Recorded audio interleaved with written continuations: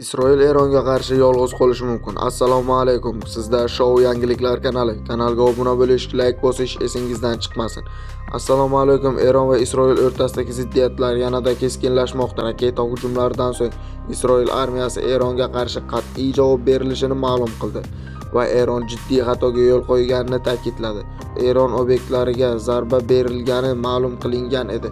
Raketa hujumlaridan so'ng Isroil armiyasi bosh shtabi rahbariyati dushmanga qarshi qat'iy javob qaytarilishini bildirdi.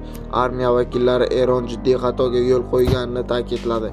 Eron Islom inqilobi qo'riqchilari korrupsiya esa Isroil yanada kuchliroq zarbalarga duch kelishini ma'lum qildi. Eronning Xatam al-Anbiyo markaziy qo'mondonligi Isroilning Livan, Janubiy Bayrutning Dahiya hududlariga hujumlarni to'xtatishga chaqirdi. Bayonotda aytilishicha, agar Isroil ushbu hududlarga harbiy harakatlarni kengaytirsa yoki Eronning harakatlariga javob qaytarsa, u yanada kuchliroq bo'ladi va vayronkor zarbalarga duch keladi hamda Isroil va uning ittifoqchilariga qarshi hujumlar amalga oshirildi.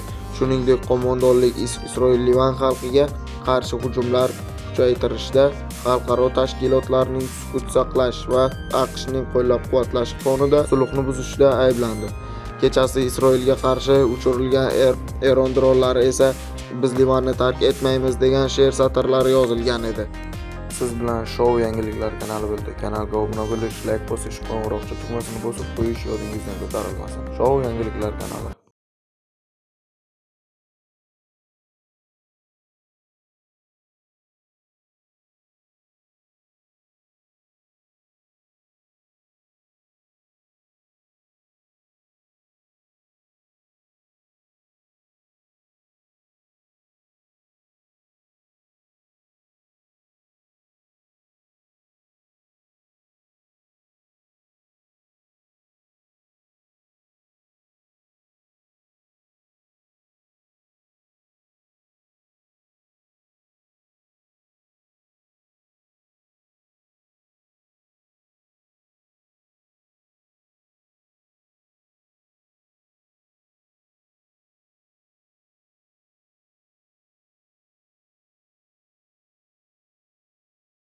Siz bilan Show yangiliklar kanali. Kanalga obuna bo'lish, like bosish,